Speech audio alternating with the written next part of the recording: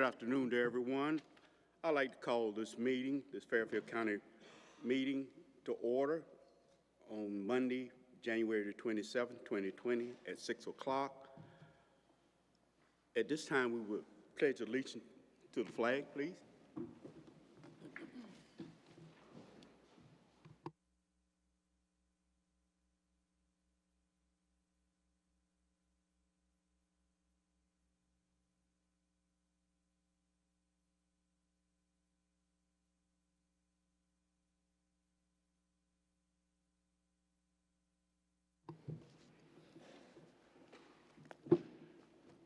Before I get started, I'd like to bring to your attention that Mr. Pauly will be late, and Ms. Swearingen is out of town at another conference. Okay, at this time, Mr. Pauly is supposed to be doing the invocation, but I will do it. Oh, correction, I'm sorry. The approval of the agenda. Can I get a motion? We got a second on the approval of the motion. All in favor? And opposes, nay. The ayes have it. The record shows 6-0. Correction, 5-0. A little nervous, but okay.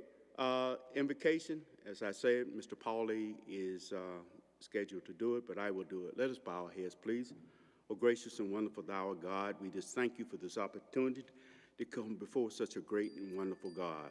We just ask right now, Lord God, that you give us the wisdom, knowledge, and understanding, that, Lord God, that you will, as you look down, you will bless the community as we go forward. And, Father, we just ask that the absent members of this group be blessed also. We thank you for being God and God alone. In your Son, Jesus' name I pray. Amen. Okay. Now we have the approval of the minutes for regular meeting on 1/13/25. Can I get a motion? Can I get a second?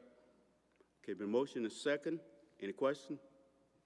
All in favor say aye. The opposers nay. Now we're down to item 6, public presentation. The Rio Tinto, the old Ridgeway gold mine. And we have Mr. Paul Bud Savage. Would you please come forward, please?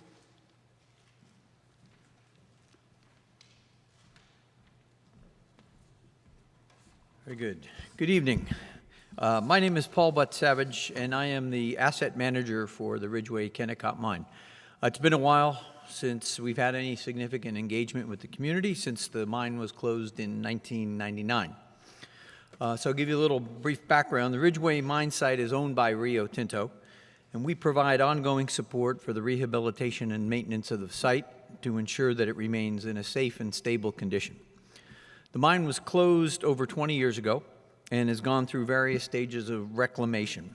That includes dismantling all the parts of the plant, grading, the seeding, water monitoring, inspections, etc. The latest reclamation phase started in January of 2020. That's when the south pit completely filled with water and began to discharge water down into Bear Creek. So remember, when the mine was built, the rock was mined, the water was drawn down, and it took that long for it to recharge to full capacity, and now discharges to Bear Creek. So we have a permit that lasts from 2020 at least until 2030. So, I'm sorry, till 2050. It's a 30-year post-closure monitoring period. We routinely communicate with DHEC, which is now DES, Department of Environmental Services, and provide regular updates to them. There's no public access to the site, and we don't expect that anytime soon, since we're a closed, permitted industrial facility and we're under permit to DES for the next 25 years. We have a small team of employees and contractors on site that deliver operations and maintenance support and perform monitoring activities as required by our permits. In addition to the DES regulations, Rio Tinto, as a global company, has agreed to comply with something called the Global Industry Standard for Tailings Management, and that relates to the old waste pile of all the rock that was mined from the facility. Two of the requirements of this GISTM standard are emergency planning and community outreach, and these requirements are why our renewed outreach to the community and why we're here speaking with you tonight. So number one, emergency planning. We're working with Fairfield County EMD and their staff to ensure that we develop response plans that are appropriate, and we understand the capabilities that we have and the capabilities that the county has in the Emergency Management Division of the state to respond to trespassing, to respond to things like water rescue, an injury to one of our employees or contractors on a remote part of the site, wildfires, and we're going to continue those efforts this year and continue that into the future. We've also recently, regarding community outreach, produced a video to educate the community on the history of the mine and what the plans are moving forward. And in the coming weeks, we plan to send postcards to folks around the site, neighbors, and that will have a link to this about 9-minute video. And we will also send each of the council members an email with a draft of that postcard and a link to the video so that you can see it. You can see exactly what we're going to send to our neighbors and ask any questions that you might have. So lastly, you'll see more activity in 2025 at the site. We're building a new office and warehouse building. Now, to be clear, it's not related to any remining at the site. We have no plans for that at this point, but the buildings that we're in right now were built back in the 80s and are no longer fit for purpose. So the site will remain in active closure. You'll see a lot of things going on in 2025 as we build a new roughly 10,000 square foot office warehouse structure. And then in 2026, we'll demolish what's left of maintenance shops and small buildings and office and warehouse facilities. The rest of the processing plant was demolished back in the late 1990s. So tonight, we just wanted to make sure you were informed of what's happening on the site and know who to contact if you have any questions. We're proud of our history in Ridgeway and in Fairfield County and want to continue to be a good neighbor. So if I can answer any questions, please let me know, and thank you for the opportunity to speak to the council tonight. Any council member have any questions? Mr. Gobal? Thank you, Mr. Chairman. Thank you, Paul, for that update. What is the end state for the property, and what's the timing for that end state? Or will it be under perpetual care? That's correct. Currently, the plan is perpetual care. So the permit regarding monitoring of the water that's discharged to the site goes on with DES until 2050. And the South Pit Lake is very natural right now. We've got fish and turtles, but it is a mine pit lake, so it's surrounded by a fence, and we don't have any plans right now to allow the public to come in or fish or anything like that. But has the property been totally mined? Is there any valuable resources left in the ground there? At this point, the mining that occurred during that 11 years was as originally planned. So that was the original plan. There's no plans to explore right now or remine the two pits, the north pit on the north side of 34 and the south pit were completely mined out, and that was the original intent of the site. Thank you. I'm from Ridgeway, and I remember that when they were mining it and starting that all up, but it seems to me like the original intent was after closure was to create this recreational lake and all that, but that's not to be. There were some plans discussed about doing that. They never had come to fruition, and like I said, it took over 20 years for the first pit lake to reach its full elevation. Mr. Bell? Do you have an estimate of how many employees will be working there? And are any of those employees of Fairfield County? Currently, we have 4 full-time employees. We're all South Carolina residents. One is a resident of Fairfield County, and we do our best to hire contractors that are local as well. Thank you. Anyone? We appreciate you coming in and giving us an update on the mining, and thank you for answering our questions. Thank you, Chairman. Thank you, sir.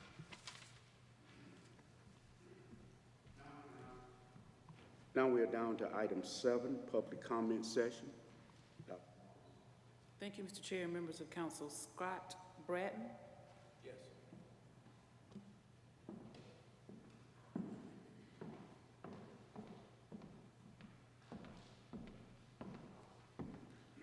I heard you say number 7. I'm number 8, right? I just want to make sure I'm in the right spot. We're good? Public session. Yes, please. Oh, okay, that's number 8. That'd be the next one. Right, that's what I thought. Thank you. Phil Fry.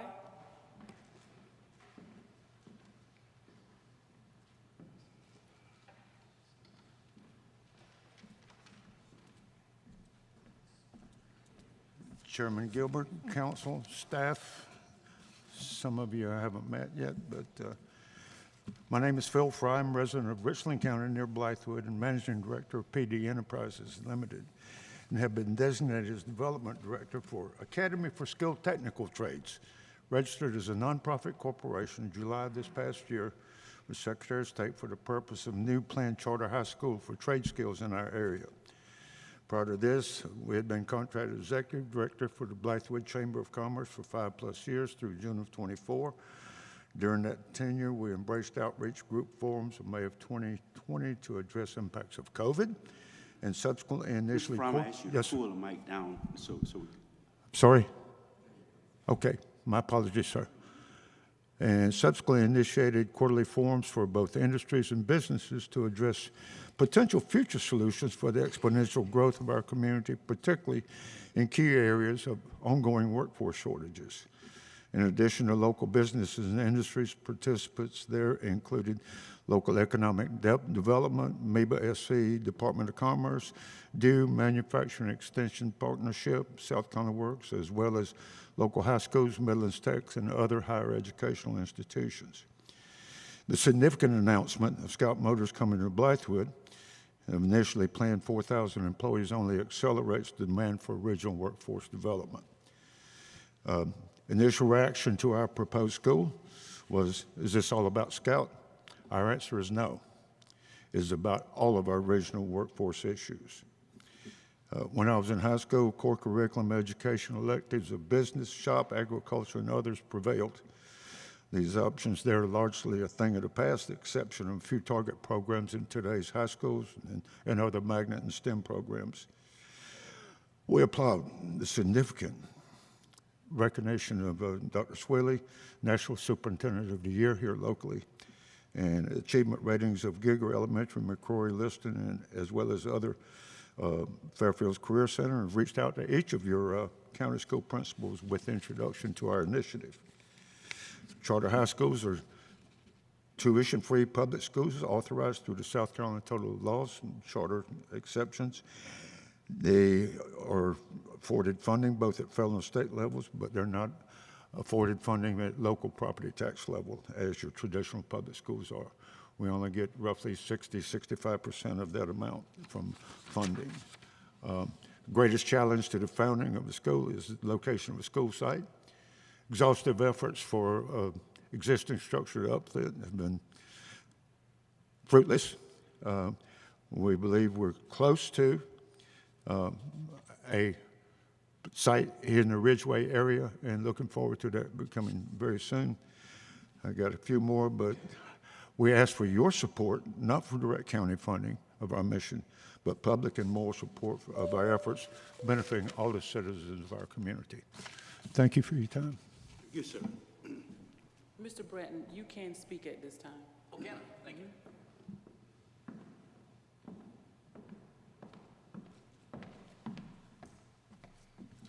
Good evening. Thank you for taking the time to hear my request for rezoning.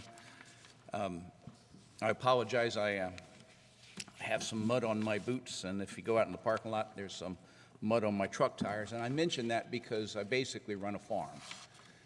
And I point that out because my request for rezoning is consistent with the, my request for rezoning, I believe, is consistent with the use of the land that I have.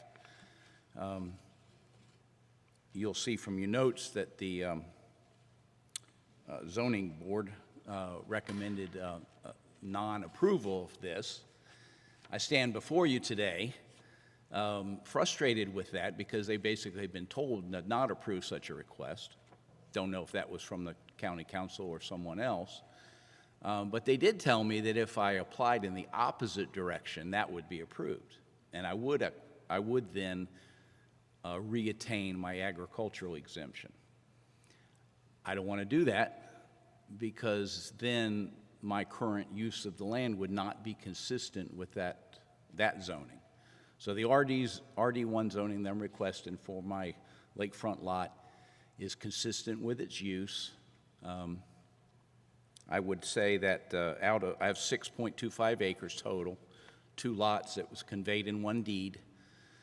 The first 2 years I paid taxes on the property, those 2 lots, the combined tax bill was $19 for the first 2 years.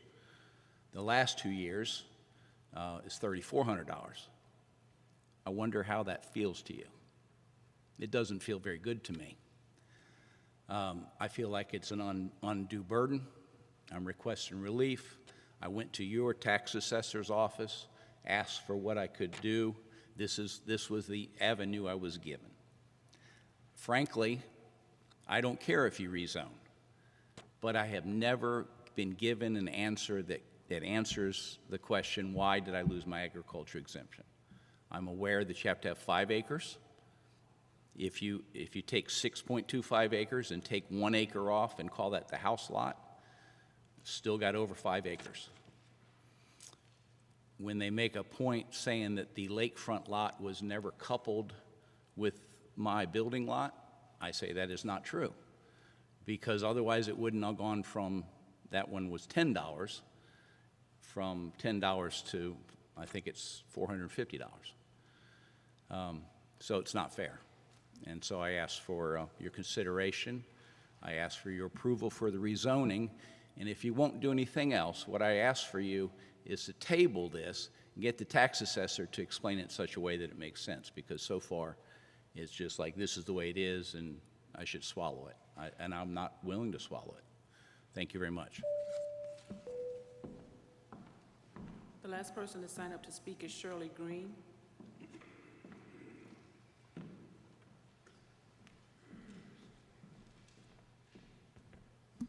Good evening, Shirley Green, Ridgeway, District 2. I'm before you tonight to encourage you to attend tomorrow's Nuclear Regulatory Commission meeting. It's to be held at McCoy-Liston School of Technology at 6 p.m.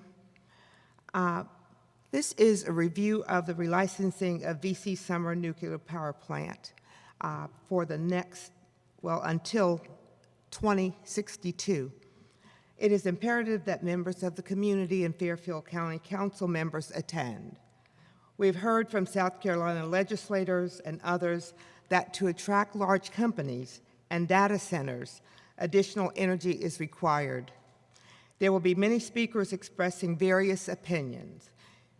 I need to make sure that many energy alternatives are explored as they go forward with this request.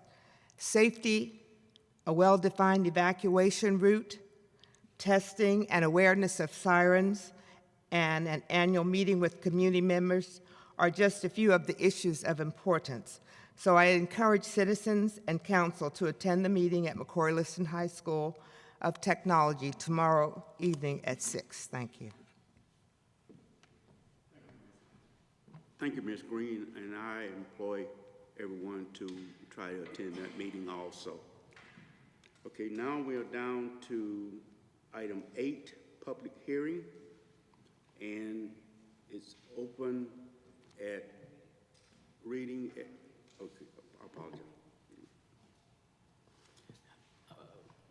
An ordinance of the County Council for Fairfield County authorizing the execution of a First Amendment to Intergovernmental Sewer Infrastructure Agreement by and between the Town of Winsboro, Fairfield County, and the Fairfield Joint Water and Sewer System and other matters related thereto. Okay, now we open this for discussion at 6:19. No one signed up to speak, Mr. Chair. It is closed at 6:20. We're down to item 9, ordinance and resolution in order. First reading by title on ordinance number 840. Dr. Roberts. An ordinance to consider the request to amend the Fairfield County Land Management Ordinance number 599 and the related zoning map to provide for the rezoning classification from R1 Single Family Residential District to RD1 Rural Residential District, tax map number 115-04-00-013-000, located at 1197 Rock Bridge Road, Ridgeway, South Carolina, 29130, owned by Scott and Dorothy Bratton. Note, the Fairfield County Planning Commission has denied the rezone request. You've heard the reading of the ordinance. What is your pleasure?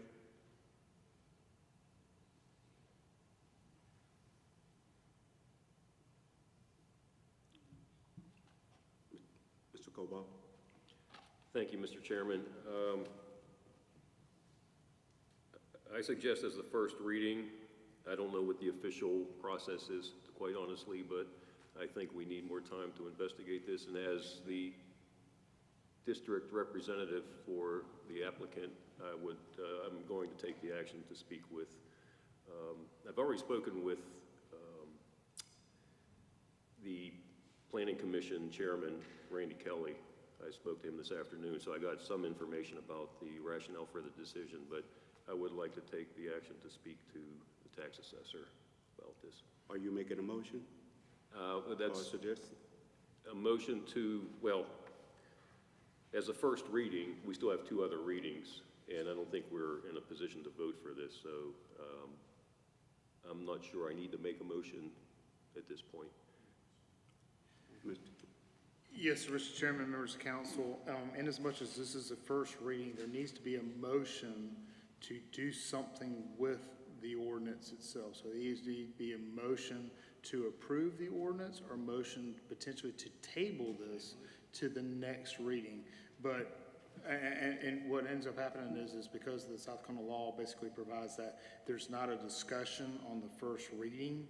And so I'm not trying to stop you from commenting or anything along those lines. Please don't think I'm trying to silence your voice, but at this point, this basically, the option is to approve the ordinance, make a motion to approve it, have a second, have a vote, or make a motion, as I understand your comments, to table it to allow for there to be a furtherance of information, so on and so forth. Okay, thank you, Mr. Morgan. Mr. Chairman, therefore, I make a motion to table this to the second reading.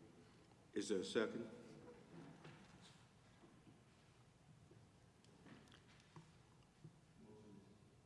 Motion is there, there's no second.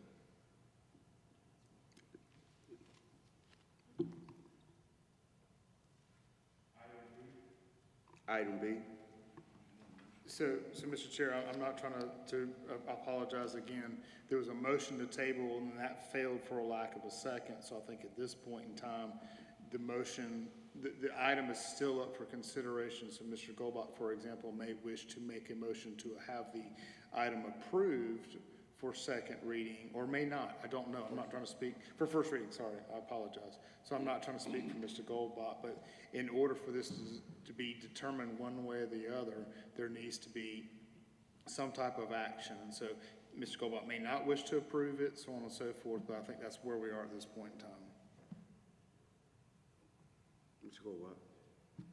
So am I to understand, if we leave it as is and don't take any further action, that the motion is denied, the request is denied? Correct. At this point in time, if there's a lack of any action or a lack of approval by council, so let's say, for example, hypothetical, that there is a motion to approve and a second, and the vote is against that, then it dies at that point in time. Or if there's, for example, a motion to approve and it does not have a second, it fails for a lack of a second and therefore is denied by lack of council action. Okay. Then I would make a motion that we take this to second reading. Is that the proper motion? Yes, sir. Basically, motion to approve first reading at this point in time. Approve first reading. Okay. Therefore, No, Mr. 100%. Chairman, I make a motion. I apologize for this, the parliamentary procedure. I want to make sure we're following it. But I make a motion that we approve the first reading. Can I get a second?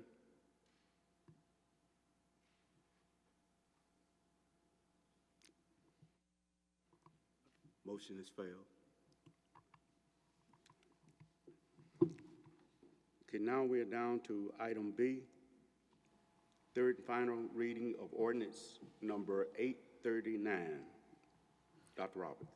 An ordinance of the County Council for Fairfield County authorizing the execution of a First Amendment to Intergovernmental Sewer Infrastructure Agreement by and between the Town of Winsboro, Fairfield County, and the Fairfield Joint Water and Sewer System and other matters related thereto. So moved.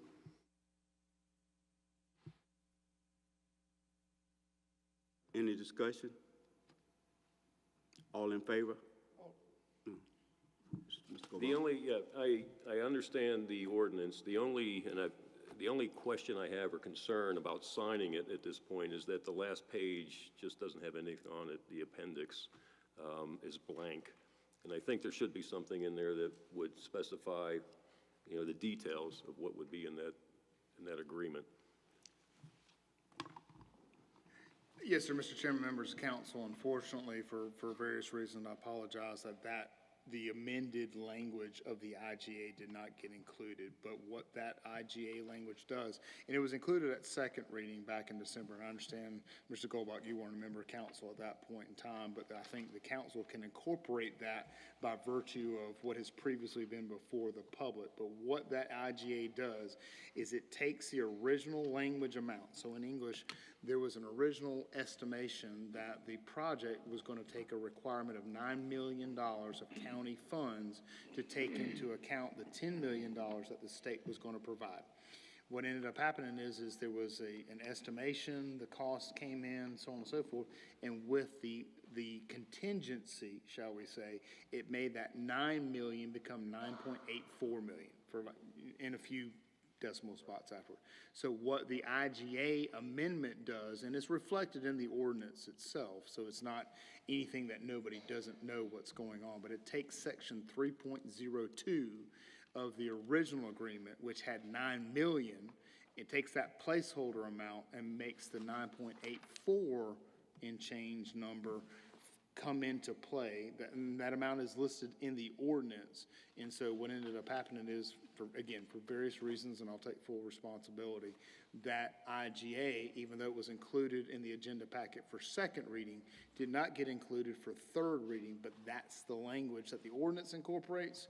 And so therefore, I think it's appropriate that council can incorporate all of that as a whole and move forward with a vote on it at this point in time. Okay, so my understanding is once this ordinance is passed and published, it will have that information. 100%, yes, sir. Okay, thank you. Yes, sir. Okay, it's been a second. Are you prepared to vote? All in favor? Aye. Opposers, nay? Let the record show 6-0. Now we're down to item 10, board and commission minutes, none. Board and commission appointments, none. Old business, none. New business, none. County administrative report, Mr. Kagan. Yes, sir, Mr. Chairman, very briefly. First item is the Animal Control Ad Hoc Committee, and specifically we're talking about appointments to that group. Passed out a document that the council approved several meetings ago regarding the guidelines for that committee. What we're trying to do tonight is set a structure for you to get those appointments made. I call your attention to the second paragraph about composition. The committee shall consist of 7 members appointed by county council, and the representation shall include animal welfare organizations, recognized and licensed animal breeders, the hunting community, and the general public.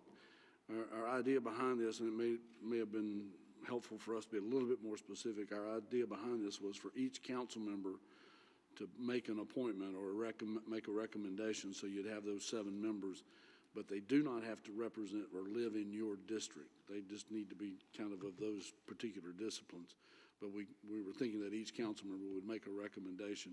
So if everybody's on board with that, what we'd recommend is, much like you just did with the A&H Tax Committee, is submit names to Dr. Roberts, and we'll bring them back to the next, or whenever we have the full group, we'll bring them back to council for council's action to appoint. Sure. Yeah, I know, and I did this last year. I was the chairman of that committee, and Mr. Roseborough and Ms. Swearingen were on it as well. And we agreed on a group of 7, and I think Dr. Roberts sent that out to all council members. I know that was a month or more than a month ago. I don't know if any of y'all have had a chance to look at that list, but I think it's a pretty good representation of people in the county that strong interest in this. If you haven't looked at the list, please look at the list, and if you have another recommendation that you would like to submit, please do so to Dr. Roberts as soon as possible, if you would, please. And I think Dr. Roberts Dr. Roberts can give you a list. sent it out, but now this was a month or more ago. Well, the new members may not have it. Resend it. Can you resend that list? If you don't, I can send it to you again to send out. Thank you. And it has to go back to the committee also, yeah.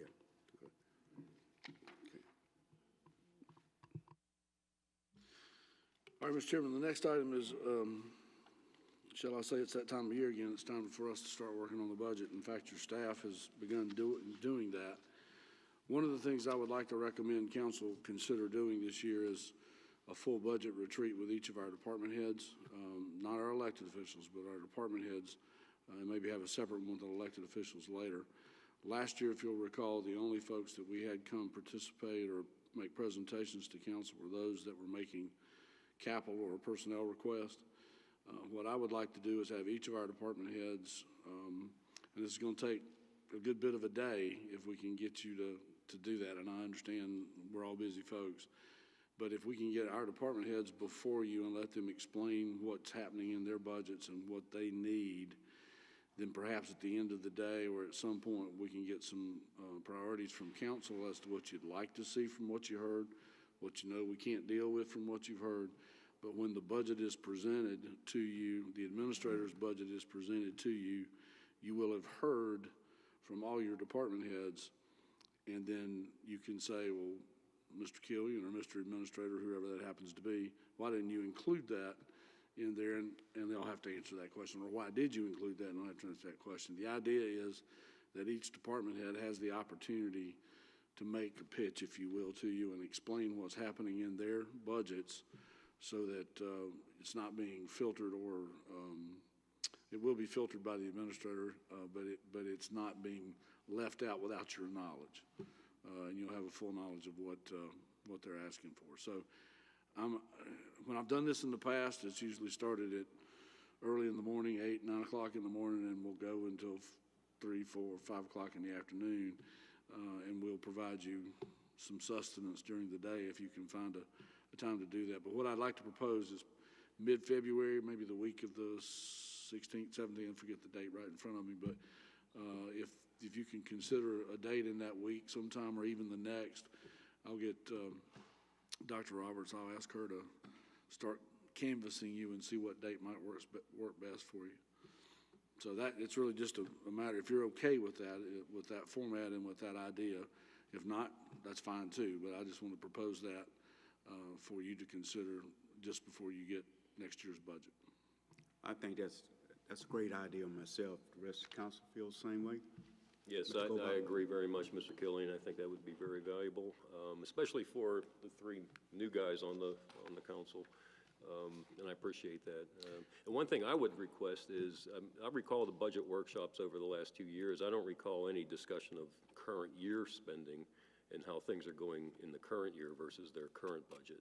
So I'd request that we have sight of that also. Right. If you recall, last year we did a retreat, but it wasn't necessarily a budget retreat. We called it a retreat down at Midlands Tech.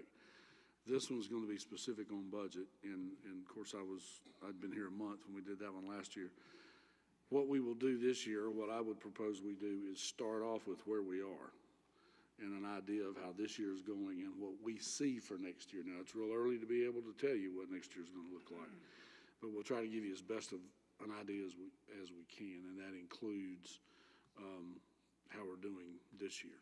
A little more detail than what I've been doing with each monthly financial report.